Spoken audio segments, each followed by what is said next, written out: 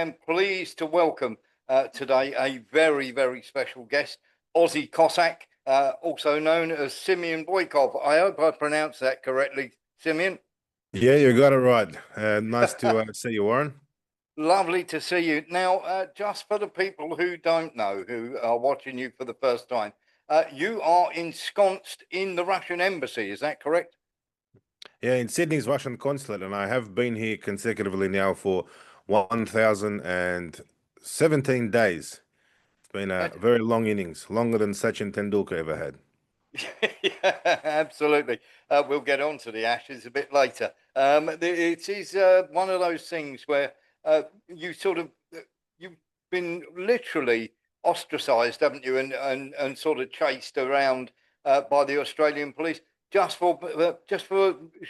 we say just for supporting Russia's position in the war? Yeah, well, I took refuge in the Russian Consulate on the 14th of December 2022. I was wanted by the police. I realized that they're not going to give me a fair go in the courts. And uh, leading up to 2022, of course, we had the lockdowns in Australia. And that's where the police really took notice of my activities as someone who was defiant to government tyranny.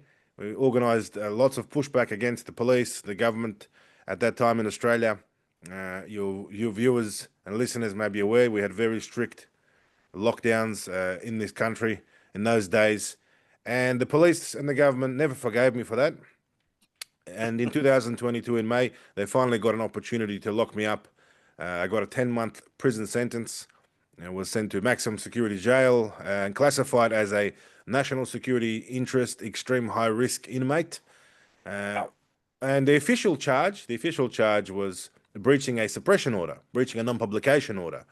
Uh, and it was a technicality, really. They got me. I named a person, a pedophile. I named him, exposed him during a rally in front of 10,000 people on the microphone. I dropped his name, and I was given 10 months for dropping his name. That's how these pedos are protected in Australia, much like in the United Kingdom where you are. I think it's Yes. a thing of the Western world where the elites protect their own.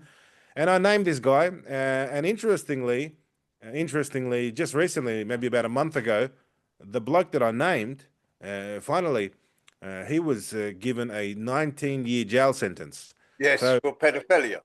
yeah, so it turns out that I named him. I was absolutely correct, spot on the money, and I did really a public service by naming him. He's now in jail 19 years. I'm still wanted by the New South Wales Oh, Police to serve the balance for breaching the suppression order. So figure that out in Australia, where those who name these pedos and bring them to justice themselves get sent to prison. And there we go. I decided, look, after all of that, I decided I'm not gonna trust the system anymore. And it was December 22 where the police said that I'm wanted after an incident with some Ukrainian protesters. One of these Ukrainian protesters attacked me. I pushed him away. This is in the city in Town Hall Square, if your viewers know Sydney. And I was actually trying to leave Australia at the time, flying to Russia.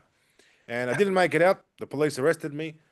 And as soon as I got bail, I realized they're going to come and arrest me again for the parole on the suppression order. I said, I'm not having any of this. I'm just going to drive straight to the Russian consulate. Drove straight through the gates. They opened the gates.